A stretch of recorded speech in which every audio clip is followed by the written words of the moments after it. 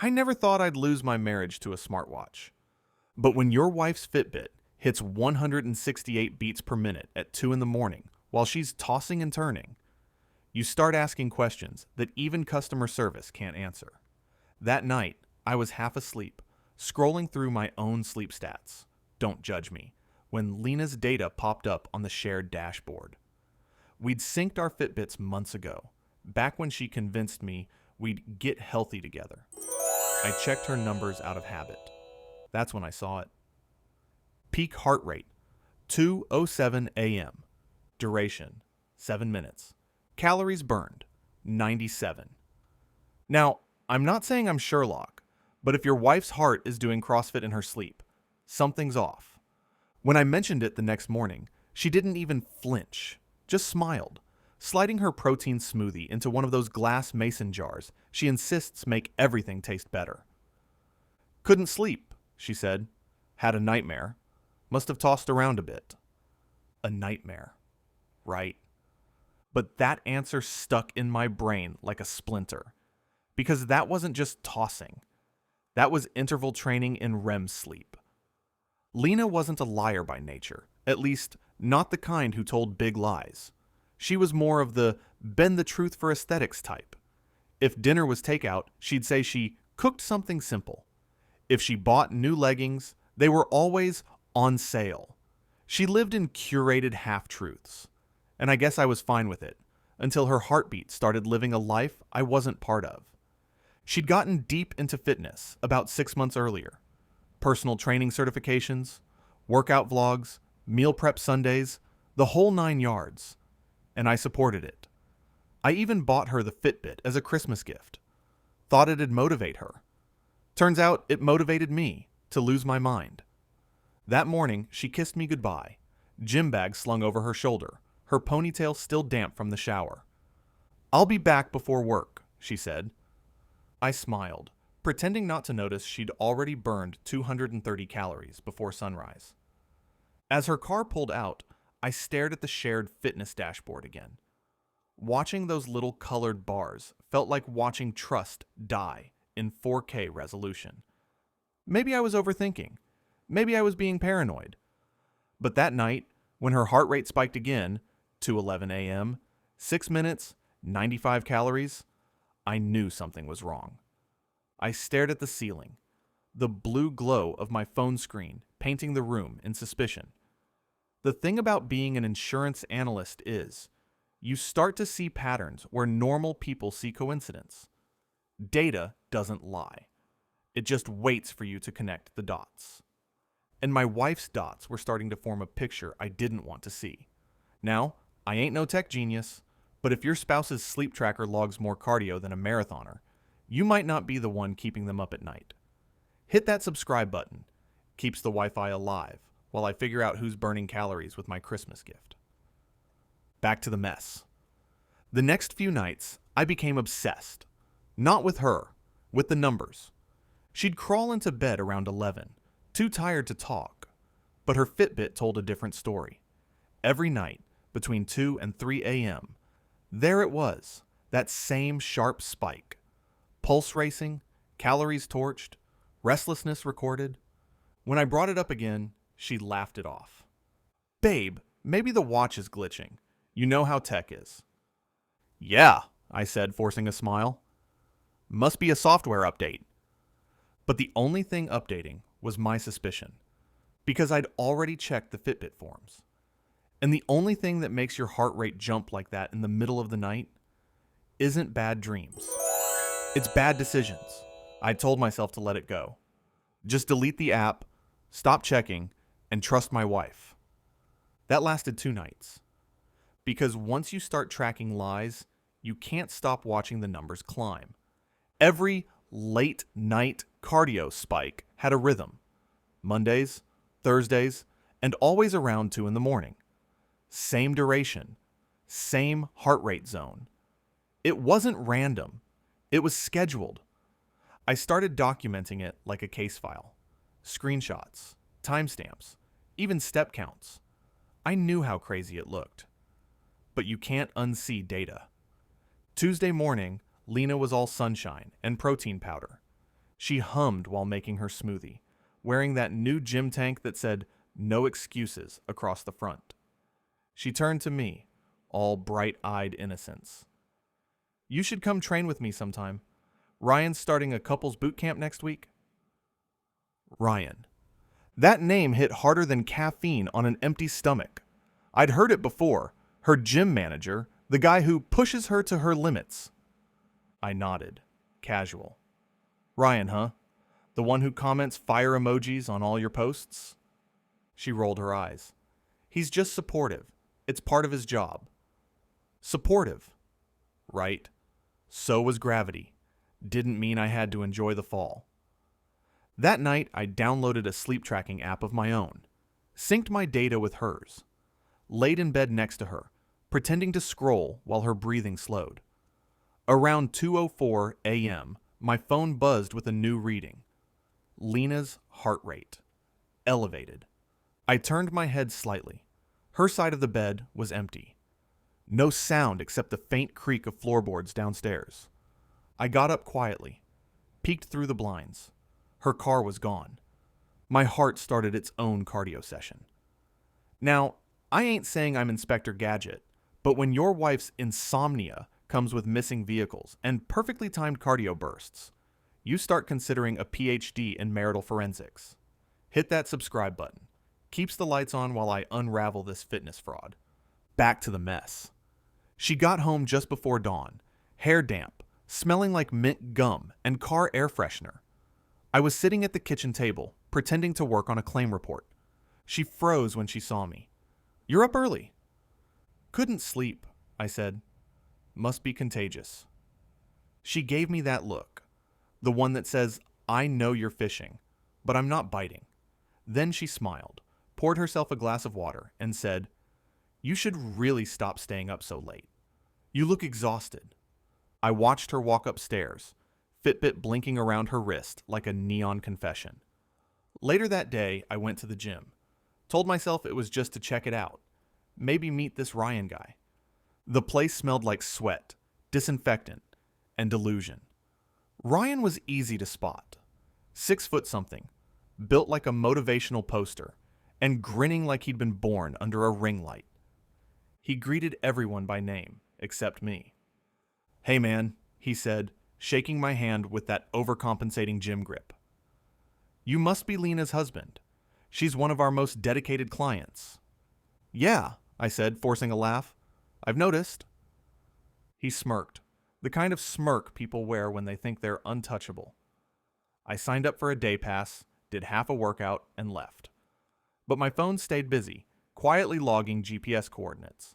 That night, when Lena claimed she was staying late to stretch, I opened the tracker. Ryan's location, same spot, same hour. 2 heart rates, 2 Fitbits, 1 lie, beating in sync. And just like that, my calm turned into cold calculation. By Friday night, I was done pretending. Done with the fake smiles, fake workouts, fake everything. That week had turned me into a full-blown data detective. I had screenshots, timestamps, GPS overlays, the digital equivalent of lipstick on a collar. All I needed was one last confirmation, so I waited. At 2 a.m. on the dot, my phone buzzed. Lena's heart rate, 171 BPM. My stomach dropped. I watched her green dot on the fitness app light up like a Christmas lie, pinned right where I knew it would be, the gym parking lot. By 2:45, I heard the garage door hum open. She came in quietly, thinking I was asleep. The smell hit first, that mix of men's cologne and spearmint gum she thought masked everything. I flicked on the living room light. She froze mid-step, gym bag dangling off her shoulder. "Hey," she said, voice too calm. "You scared me." "Yeah?" I stood, holding my phone. "Imagine my surprise seeing your cardio report. Impressive workout. 2 in the morning, 170 BPM, 6-minute interval. You training for the Olympics or something?" Her smile twitched. "Marcus, it's not what you think." "Oh, good," I said, stepping closer. "Because what I think is you've been having personal training sessions with your coach in the dark." so please, enlighten me. She sighed, putting her bag down. You're obsessed with that data. You're letting technology poison your mind. I laughed, not the funny kind. The bitter kind that hurts your teeth. Yeah, because nothing says mental stability like your Fitbit matching your trainer's heart rate to the minute. Her face drained of color. She didn't expect that part. How would you even know that? She asked, voice trembling. I joined your little fitness circle, I said. Ryan's public stats are right there. Same spikes, same timestamps, same location. You two are synced better than our marriage ever was. Silence. The kind of silence where truth sits heavy between you, breathing louder than either of you can. Then she said it, the line every cheater learns in the liar's handbook. It's not what it looks like. I dropped my phone on the table, screen facing up, her data side by side with Ryan's. It's exactly what it looks like. Now this is the part where half the comments say, I'd have thrown her out right there. Sure, easy to say when it's not your house, your history, or your heart. Me? I was calm, the kind of calm you get right before the storm hits. Smash that subscribe button while I finish this cardio confrontation. Back to the chaos. Her voice cracked. Marcus, I didn't mean for it to happen. It just started after the new year. I wasn't happy. You were distant. Distant, I said, pointing at the data. You were running marathons behind my back while I was trying to keep our marriage alive. That's not distance. That's deception with a side of protein powder. She started crying. Mascara, tears, guilt, all of it mixing like cheap watercolor. I didn't want to hurt you. I stared at her for a long second. Then maybe you should have stopped counting calories long enough to count consequences. I didn't yell. Didn't throw anything. I just turned off the light and walked upstairs. Behind me, I heard her whisper, almost to herself. You don't understand. She was right. I didn't understand how someone could train their body so hard and let their heart get so weak. After the confrontation, Lena moved around the house like a ghost with perfect posture. Polite smiles, short answers, no eye contact. We were living in the same space, but breathing different air. I told myself I was done digging. I had proof. I had closure. But when betrayal lives in your house, it has a way of whispering even through walls. 3 days later, my phone buzzed with a message from a name I barely recognized. Tessa C. Her friend from the gym, the nurse who always commented, "So proud of you, girl," on Lena's workout posts. The message was short. Hey Marcus, I probably shouldn't be saying this, but you deserve to know. I've seen them together after hours. It's not training. My stomach sank, even though my brain had already built that conclusion weeks ago. Tessa sent screenshots from the gym's security feed, grainy but clear enough. Lena. Ryan. Close. Too close. Hands on her waist, lights dimmed, no weights in sight. I didn't reply right away. Just stared at the photo like it was some cosmic joke. I bought that Fitbit. I paid that gym membership. I even packed her protein bars for those late sessions. Turns out I was sponsoring my own humiliation. That evening, I went to the gym. Walked straight through the glass doors, head high, no pretense. Ryan was at the front desk, spinning his keys around his finger like life was a locker room pep talk. Marcus, he said way too cheerful. Back for another workout? Yeah, I said. Thought I'd try some heart rate training. He grinned. That's the spirit. I placed 2 Fitbits on the counter, mine and hers. Tell me, I said. You track clients by their results, right? He frowned. Sure, Good, I cut in. Then you should recognize these. You and Lena burned the same 97 calories at the same time, 3 nights a week for the last month. His face turned pale. People around us started slowing their treadmills, eyes darting our way. Look, man, it's not what... I laughed. loud enough to turn heads. If you say it's not what it looks like, I'll start selling that phrase as gym merch. The silence that followed was the kind that tightens your lungs. Lena walked out from the back room, mid-sentence. Froze when she saw me standing there. Her lips parted. No words, just guilt hanging between us like steam. I picked up the Fitbits, dropped them into her gym bag, and said, "You two should sync your lies next time." Then I walked out. No yelling, no grand exit. Just calm, the kind that comes when the truth finally stops hiding. Ever notice how numbers don't cry? They don't gaslight. They don't lie. They just sit there, quiet, waiting for you to stop ignoring them. My marriage didn't end in a fight. It ended in a chart. Hit that subscribe button. Keeps the stories flowing while I clean up this emotional spreadsheet. Back to the silence. That night, I sat in my car for an hour before driving home. Didn't play music, didn't scroll, just breathed. The funny thing about betrayal is, it doesn't hit you all at once. It drips. Every lie, every excuse, every just training late moment, until you're drowning in realization. I didn't want revenge. I just wanted my peace back. So I took it. I sent Tessa a thank you text and deleted the shared Fitbit account. Then I logged out for good, not just from the app, but from the version of me who needed data to confirm what my gut already knew. A week after everything blew up, the house finally went quiet. No more blender at dawn. No clinking protein shakers. Just me, the hum of the fridge, and a silence that felt like peace for the first time in months. Lena moved out 2 days after the gym scene. No big speech, no tears this time. Just a note on the counter that said, "I'm sorry." No explanation, no closure, just that. I left it there for a few days, not because I cared what it said, but because that note was the most honest thing she'd written in a long time.